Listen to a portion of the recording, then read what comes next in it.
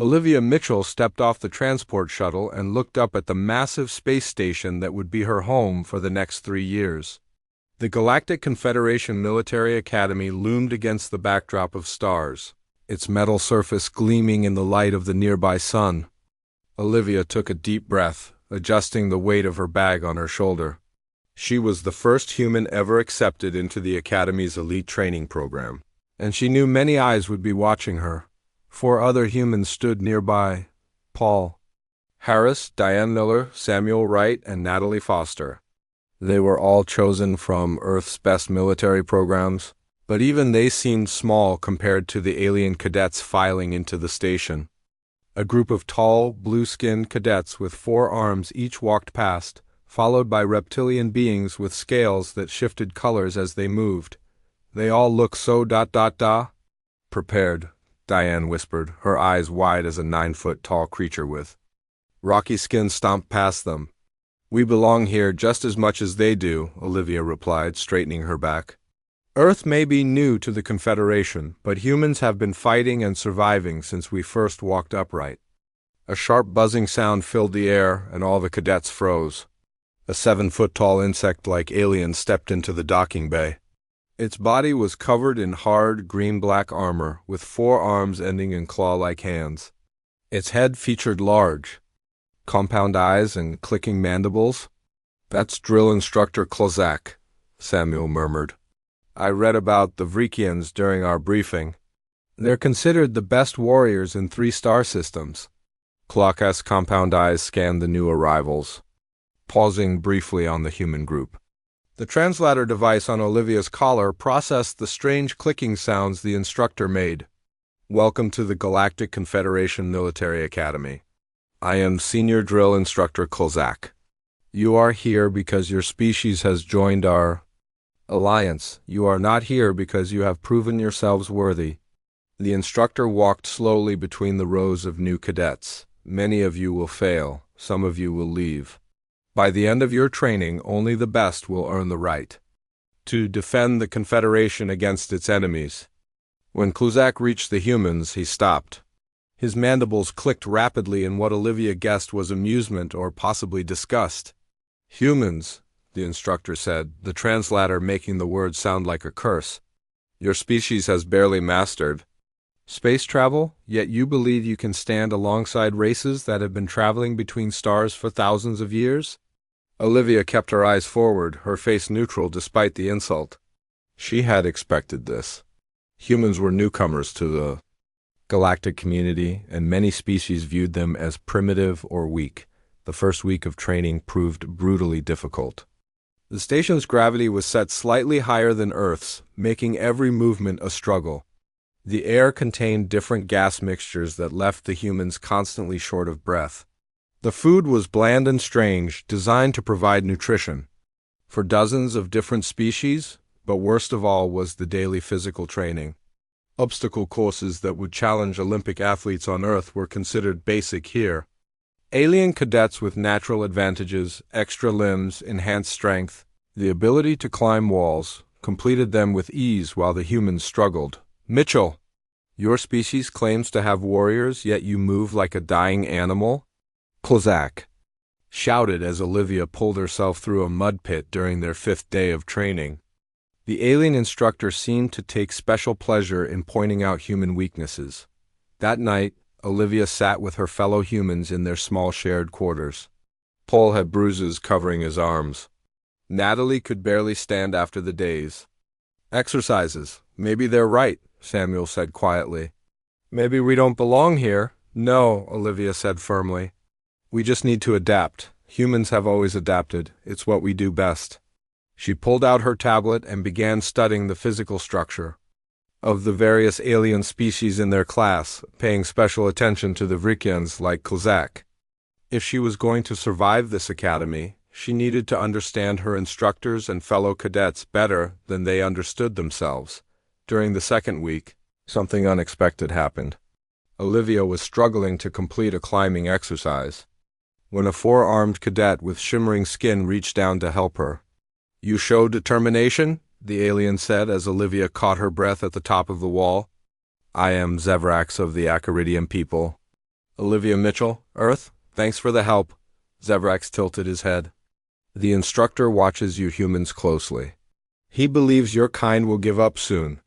Olivia looked across the training field where Kak was observing. He'll be disappointed then. By the third week, the human cadets had begun to adjust. Their bodies were adapting to the gravity and atmosphere. They had learned to use the strange equipment and to navigate the massive station. They were still behind most of the alien cadets, but the gap was closing. That's when Instructor Klesak announced combat training would begin. In space, technology fails, ships lose power. Weapons malfunction, Klesak explained to the class. When that happens, you must rely on your natural abilities to survive. The cadets were paired off for sparring matches. Olivia found herself facing a reptilian Skrull cadet named Drexenar, who stood a full head taller than her with powerful muscles visible beneath his scaled skin. Begin, Clack ordered. Drexenar moved with surprising speed for his size. Olivia barely dodged his first strike, feeling the air move as his clawed hand passed inches from her face. She tried to counter, but the Skrull easily blocked her punch and swept her legs out from under her. Olivia hit the mat hard, her breath knocked out. Before she could recover, Drexenar had her pinned. Match to Drexenar, Kozak announced. Again. 3 more times they fought, and 3 more times Olivia lost. She was improving with each match, lasting longer, landing occasional strikes. But the Skrull's natural advantages were too great to overcome. After the 4th match, Kozak stepped onto the training mat. The entire class fell silent. Observe, cadets, the instructor announced, pulling Olivia to her feet. His voice carried throughout the room. Humans evolved on a planet with relatively weak predators. They have no natural armor, no claws, minimal strength. Clack circled Olivia as he spoke. Their only advantage is their strange psychology. They form emotional bonds and sacrifice themselves needlessly for others. Without warning, Kozak struck Olivia across the face with an armored forearm. The blow wasn't full force, it wouldn't cause serious injury, but it was hard enough to send her sprawling to the floor. Blood trickling from her split lip. The room fell completely silent. Even in the brutal training of the academy, instructors never struck cadets outside of sanctioned combat exercises. This is the reality of space combat, Kozak continued, addressing the shocked class. If you cannot withstand even this much, The instructor never finished the sentence. Olivia was already getting back up, and the look in her eyes made everyone in the room freeze. Olivia rose slowly from the floor, wiping blood from her lip with the back of her hand. The entire training room remained silent. The alien cadets expected her to cry, to complain, or perhaps to run away. That's what most species did when faced with sudden violence from a superior, but Olivia did none of those things. Instead, she smiled. It wasn't a friendly smile. It was the kind of smile that made several alien cadets step back without realizing why. It was the smile of a predator who had just decided how to respond to a threat. Thank you for the demonstration, Instructor, Olivia said, her voice calm and steady. May I offer a counterexample from human combat doctrine? Kozak's compound. Eyes fixed on her, mandibles clicking in what might have been surprise. Before the instructor could respond, Olivia was moving. She didn't attack wildly or desperately. She moved with purpose, with precision.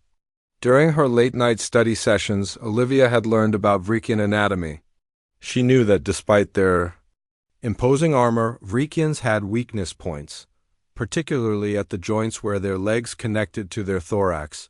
Olivia aimed for one of these spots, striking quickly and precisely. She didn't try to overpower Tailziak, that would be impossible, given the Vrikian's natural strength. Instead, she used the instructor's weight against him, a technique humans had perfected thousands of years ago. When fighting larger predators on Earth, the 7-foot-tall insectoid instructor lost his balance. With a sound like furniture breaking, Plast crashed to the training mat. The fall was so unexpected that several cadets gasped. Olivia didn't press her advantage. She simply stepped back and resumed her position, standing at perfect attention as if nothing unusual had happened. Lesson 1 in human combat, sir, she said to the stunned instructor. We didn't evolve natural weapons because we learned to make our own. Lesson 2. Humans study their opponents.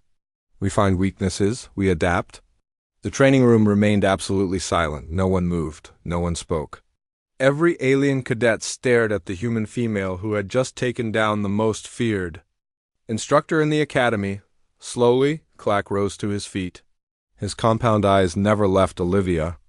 The other human cadets tensed, certain their friend was about to be expelled, or worse.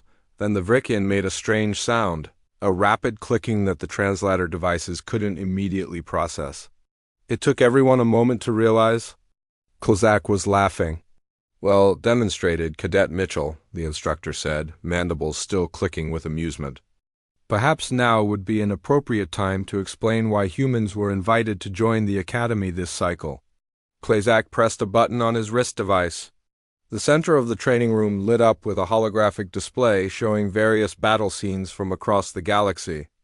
Unlike the organized warfare most cadets were familiar with, these battles showed something different: unpredictable tactics, improvised weapons, and surprising adaptability. 3 standard years ago, a small merchant vessel crewed by humans encountered a Skrull battle cruiser in the Orion sector, Kozak explained, pointing to one of the holographic scenes. The humans were outgunned, outmatched in every way, yet they survived. The hologram showed a small ship using an asteroid field in ways no Confederation tactician would have considered, luring the larger vessel into traps and using mining equipment as improvised weapons. 6 months later, human traders repelled a Thracian boarding party using only emergency tools and their knowledge of their own ship systems. Kozak continued, switching to another scene. The hologram displayed humans sealing corridors, venting specific sections to space, and using maintenance tools as weapons against much larger alien invaders. Most species in this room evolved with natural defenses, Clack said, looking around at the class. Armor, claws, venom, strength. Humans evolved with something potentially more valuable: creative problem-solving under extreme stress. The instructor walked back to stand in front of Olivia. Your kind doesn't panic when threatened. You don't follow predictable patterns, you innovate. Olivia stood silently, processing this information. The other human cadets looked equally surprised.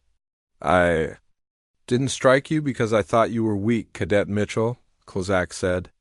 I struck you to demonstrate to the class what happens when a human is threatened.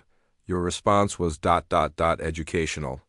The next morning, Olivia and her fellow human cadets arrived at training to find the class structure had changed. The Academy Command had reorganized all cadets into mixed-species squads. To everyone's surprise, each squad would be led by one of the 5 humans. Olivia found herself in charge of 8 alien cadets, including Drexenar, the Skrull who had defeated her in combat practice, and Zevrax, the 4-armed Acaridian who had helped her on the climbing wall. This is ridiculous, Drexenar complained as they gathered for their first strategy exercise. Humans have barely achieved interstellar travel. How can one lead experienced space cadets? The same way our ancestors hunted animals 10 times their size on Earth, Olivia replied calmly. We observed, we planned, we worked together. We didn't have to be the strongest. We had to be the smartest. The strategy exercise involved planning a response to a simulated attack on a Confederation outpost.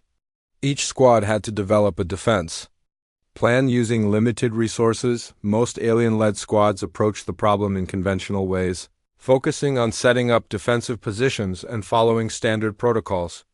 Olivia's squad took a different approach. What if we make them think the outpost is abandoned? Olivia suggested, pointing to the station schematics.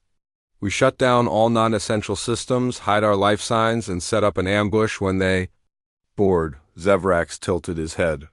That's not standard procedure. The attackers would still have superior numbers and weapons. We don't need to defeat them all, Olivia explained. We just need to capture their commander. Most hierarchical species fall into confusion when leadership is removed. Drexenar's scales shifted color as he considered this. My people would continue fighting according to the last received orders, and humans would reorganize and adapt. Olivia nodded. But from the intelligence provided, these attackers are ultri. They have strict command structures. Without orders, they'll hesitate. The squad spent hours refining the plan, with each alien offering insights about different species' weaknesses and strengths. By the time they presented their strategy to Instructor Klozak, even Drexenar seemed impressed with their approach. When all squads had presented, KLZAK addressed the class. Combat is not about who has the sharpest claws or the strongest armor. It is about who can adapt faster, think clearer under pressure, and use every available resource. The instructor's compound. Eyes swept over the human squad leaders. These humans may seem fragile compared to many of you. They lack natural weapons. They come from a single planet with limited space experience, but they bring something many of us have lost after millennia of technological warfare: creativity. Born from necessity.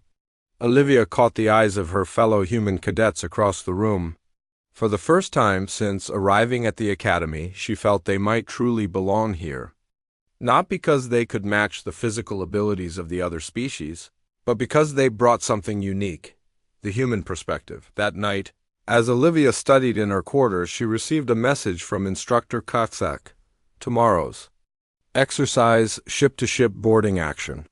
Your squad versus mine. Prepare accordingly, human, Olivia smiled. The real test was just beginning. Olivia gathered her squad early the next morning.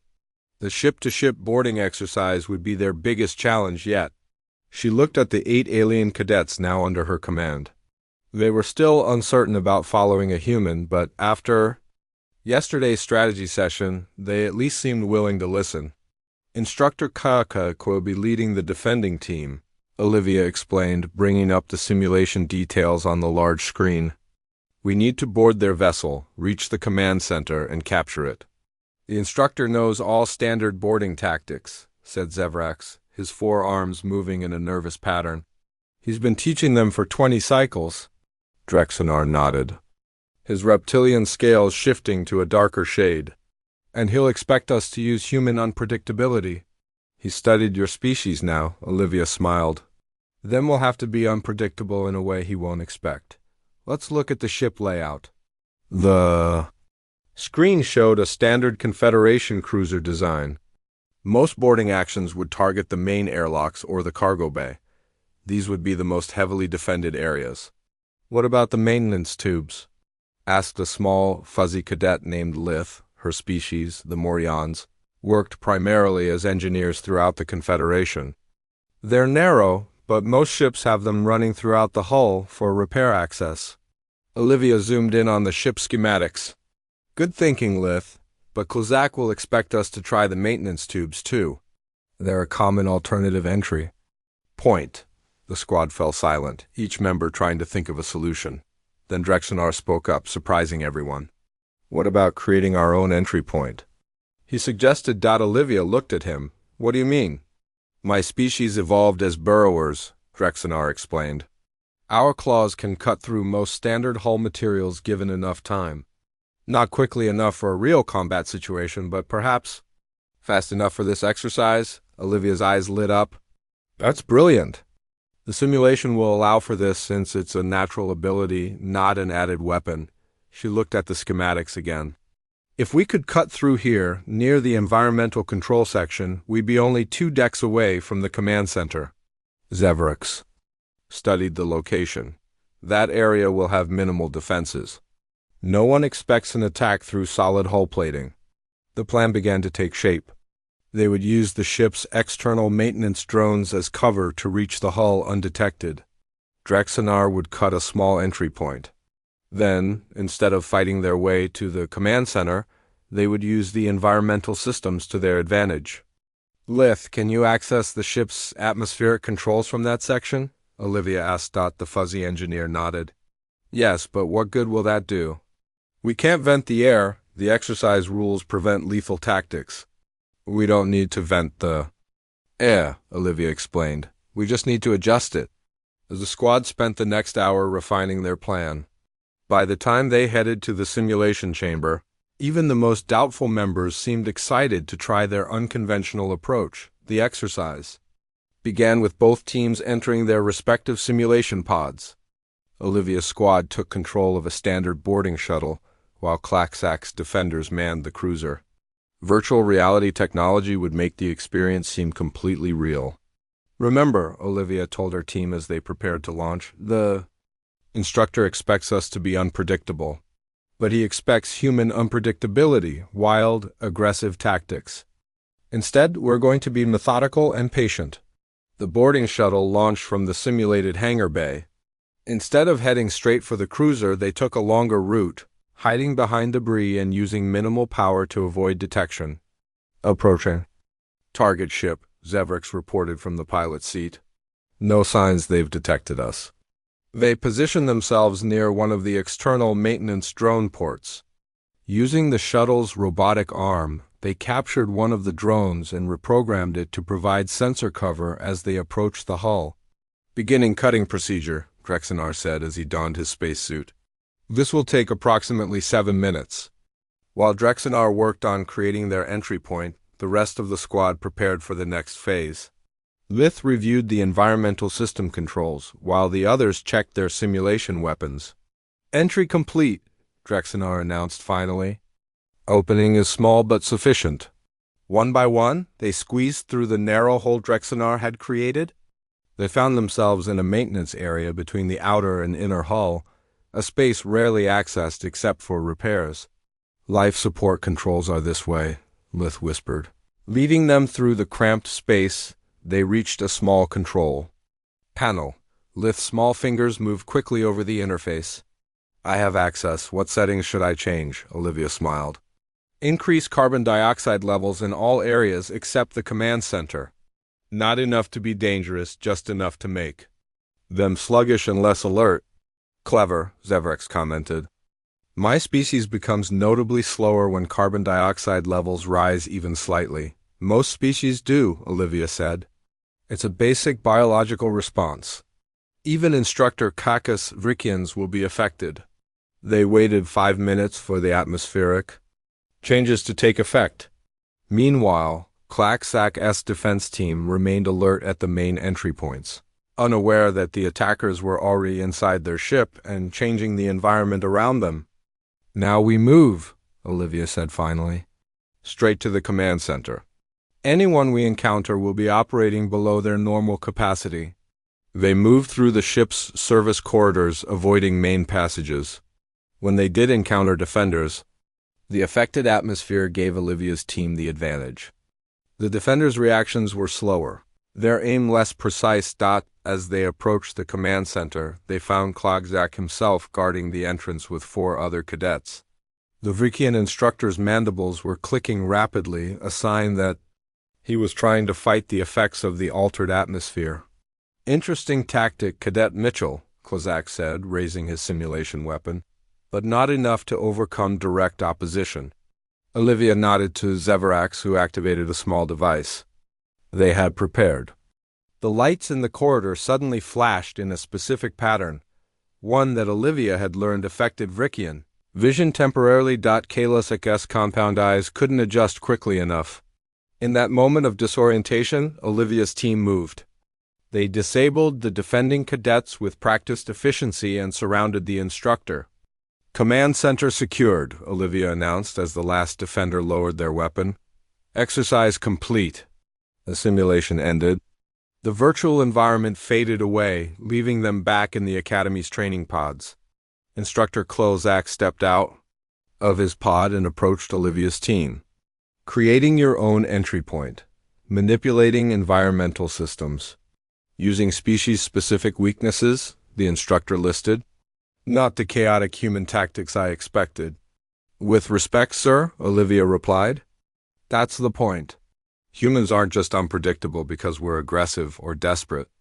We're unpredictable because we look for solutions others might not consider." Kloxak's mandibles clicked in what Olivia now recognized as approval, a valuable lesson for all cadets. Sometimes the most dangerous opponent is not the one with the sharpest claws, but the one who thinks differently. As they left the simulation chamber, Drexinar fell into step beside Olivia. "I've fought many species across many training exercises," the Skrull said quietly. None have led quite like you did today. Olivia smiled. Humans have a saying, if you can't be stronger, be smarter. News of their victory spread quickly through the academy. By evening, cadets from other squads were approaching the humans with questions and, more importantly, with respect. That night, as Olivia prepared for the next day's training, she received another message from Instructor Clack. Tomorrow, all 5 human-led squads will face my elite team. Prepare for something unprecedented. The real challenge was just beginning. Olivia met with the other 4 human squad leaders early the next morning. They gathered in a small study room, away from the alien cadets. Kozak is planning something big, said Paul Harris, whose squad had also performed well in recent exercises. 5 human squads against his elite team? This isn't a normal training scenario. He's testing us, Natalie Foster added. Her normally quiet voice was firm. Seeing how humans work together under pressure, Samuel Wright nodded. My squad members. Saad Kozak selected his team personally. Top performers from advanced classes, not just our year. Diane Miller looked worried. We can't beat them with standard tactics.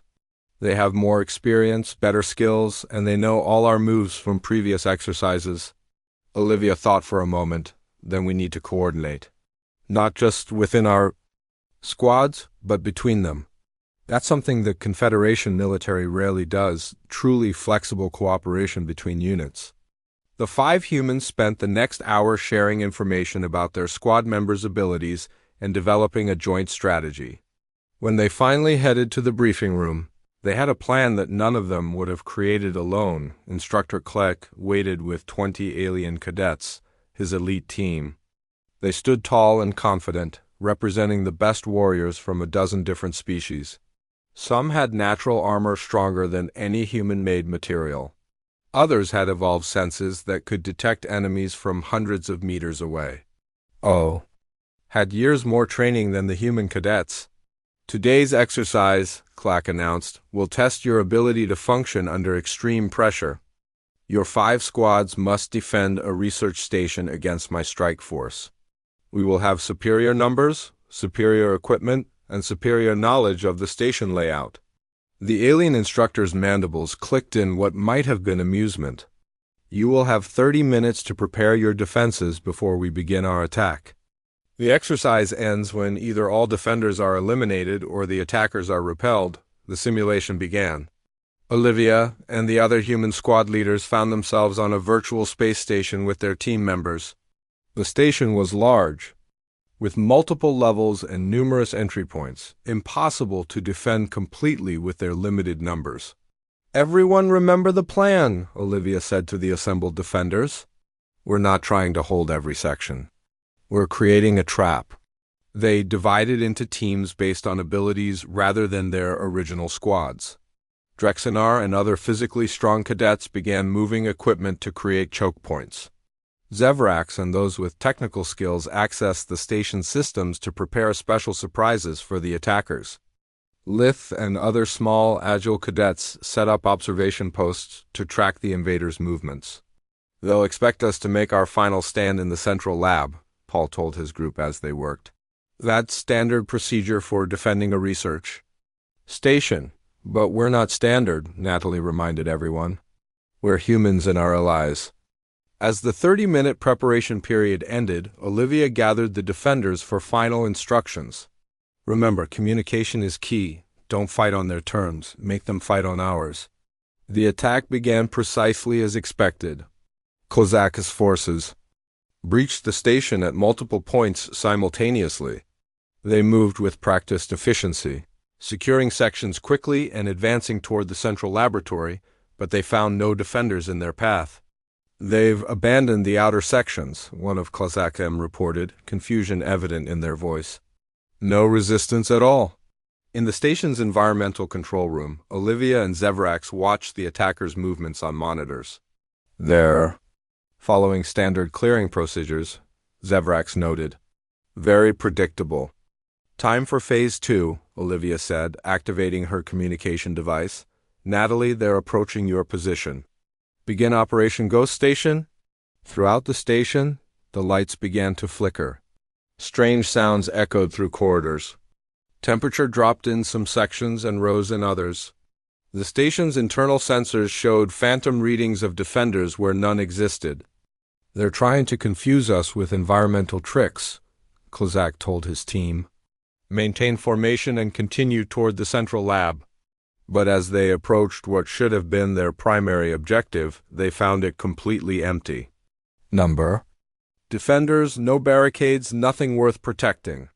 "This doesn't make sense," one of Kozak's lieutenants said. "Where are they making their stand?" The answer came when section doors throughout the station suddenly closed, dividing the attacking force into smaller groups. Each isolated group then faced a different challenge: rooms filling with harmless but obscuring fog, gravity controls altered to make movement difficult, communication devices jammed. "They've turned the entire station into a weapon," Kozak realized, his mandibles clicking rapidly. "Clever." The human-led defenders began engaging the separated attackers on their own terms. Small, fast teams struck quickly and retreated before the more powerful attackers could respond effectively. They never fought directly against superior numbers or strength. In one section, Samuel's team used the station's robotic maintenance systems to distract and herd attackers into prepared ambush points. In another, Diane's group altered air pressure to affect the balance of certain alien species.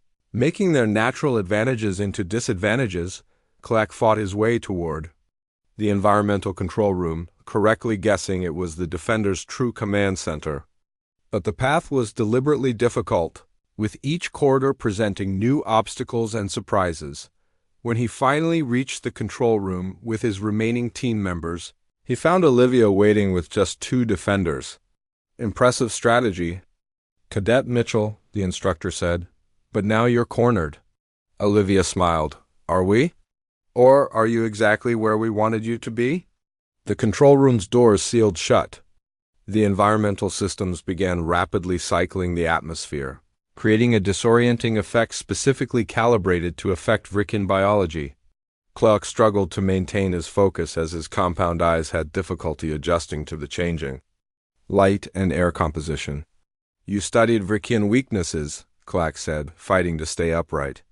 "Just as you did in our first encounter."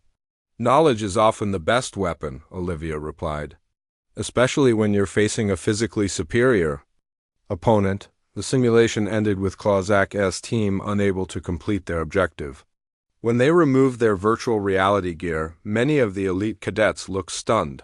They had never failed an exercise before. Zach gathered all participants in the debriefing room.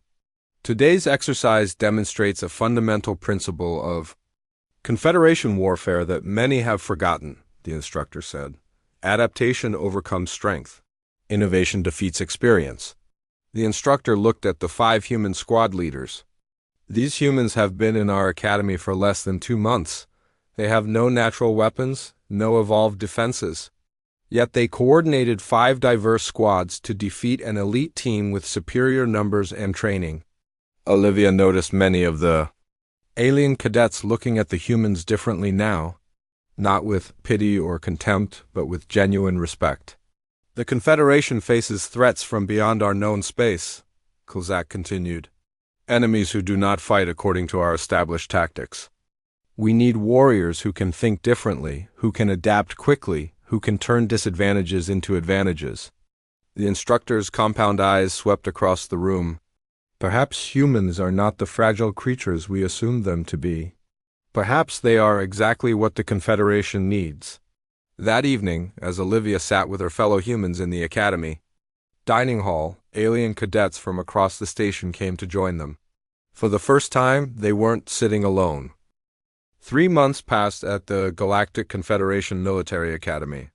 The 5 human cadets and their alien teammates continued to excel in their training exercises. Word of their unusual tactics and effective leadership spread throughout the station.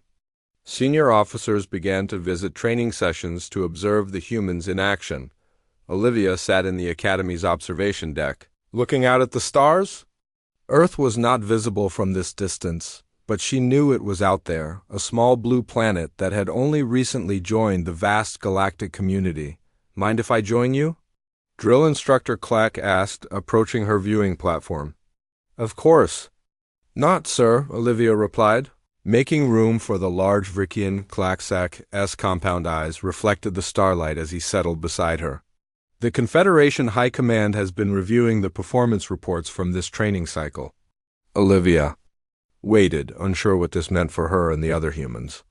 They were particularly interested in how quickly humans have adapted to our training methods, Clack continued, and how effectively you've worked with species that have been part of the Confederation for centuries. We've had good teachers, Olivia said, and teammates willing to give us a chance. Klezak made the clicking sound that Olivia now recognized as Vrickian laughter. After you took me down in front of the entire class, they had little choice but to take humans seriously. Olivia smiled at the memory. It seems so long ago now. The High Command has made a decision, Klezak said, his tone becoming more formal. They want to accelerate the integration of humans into Confederation forces. What does that mean exactly? Olivia asked. It means that after graduation, you and the other human cadets will not serve together as planned. Instead, you will each be assigned to different ships throughout the fleet, serving as tactical advisors and offering the human perspective on Confederation strategy. Olivia considered this news. They're spreading us out to share our way of thinking. Precisely, Kozak confirmed. The Confederation has faced new threats in recent years. Enemies that don't follow conventional warfare patterns. The High Command believes humans might offer fresh insights into these challenges. The next day, Olivia shared the news with her fellow human cadets and their alien teammates. They gathered in one of the training rooms during their free period. So they're splitting us up? Samuel said, looking concerned. Each of us alone on a different ship. Not alone, Olivia corrected him. With new teams, new opportunities to show what humans can offer. Drexenar, who had become one of Olivia's closest allies, spoke up. The Skrell rarely admit when we've misjudged another species. But in this case, I must acknowledge that humans have proven themselves valuable allies. Zevrax nodded in agreement, his forearms moving in a gesture of respect. When humans first joined the Confederation, many believed you would need protection and guidance. Now it seems you will be the ones doing the guiding. Before you all depart for your assignments, a voice said from the doorway, there is one final exercise. Instructor Kozak entered the room, followed by several senior officers wearing the gold insignia of the Confederation High Command. The cadets immediately stood at attention. At ease, said one of the officers, a tall, elegant alien with silvery skin. I am Admiral Thurix. I've come to personally observe the graduation exercise for this training cycle. The Admiral looked at each of the human cadets in turn. Your unusual methods have caught our attention. Today's exercise will test not just your combat skills, but your ability to adapt to completely unknown circumstances. The final exercise was unlike anything they had faced before. Instead of the familiar simulation chamber, the cadets were transported to an actual Confederation outpost on a small moon orbiting a gas giant. The outpost had been temporarily evacuated for the exercise. Admiral Thurix explained the scenario. This facility has been compromised by an unknown threat. Your objective is to secure the outpost and identify the nature of the threat. You will have minimal equipment and no prior intelligence. The 5 human squad leaders exchanged glances. This was not a standard training scenario. This felt real. Begin, the Admiral ordered, and the senior officers withdrew to an observation. Platform. Olivia gathered the human leaders quickly. This is different. They're testing how we approach a completely new situation. Let's pool our resources, Paul suggested. 5 squads working as one unit. They divided responsibilities based on their strengths. Natalie's squad would secure the perimeter. Samuel's team would establish a command post. Diane's group would search for survivors or clues. Paul's cadets would manage communications and monitor systems. Olivia's squad would serve as the rapid response team as they explored the outpost. They discovered subtle signs of intrusion, systems modified in strange ways, unusual energy readings, and peculiar damage patterns unlike any weapon they knew. This doesn't match any Confederation threat profile, Zevrax reported after analyzing the data. Whatever did this use technology we haven't encountered before. Drexenar examined claw marks on a damaged door. Not made by any species I recognize. The pattern suggests more limbs than most Confederation races possess. Olivia realized what was happening. They're not testing us against a known threat. They're seeing how we respond to something completely new. The human leaders adjusted their strategy.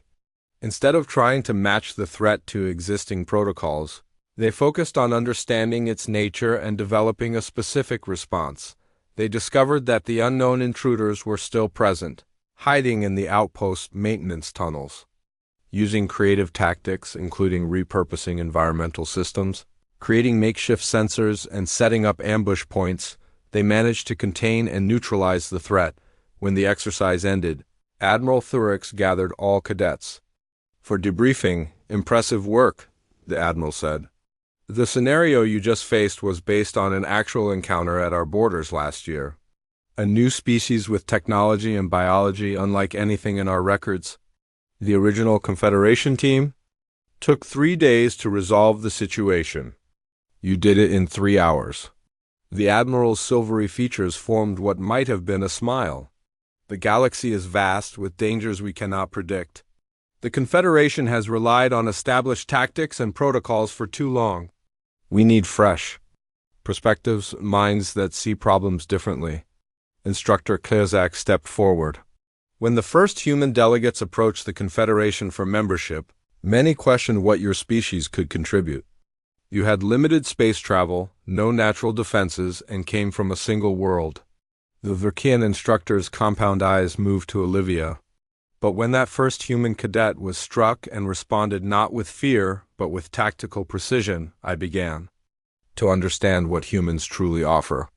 Not just unpredictability, but adaptability, not just courage, but innovation.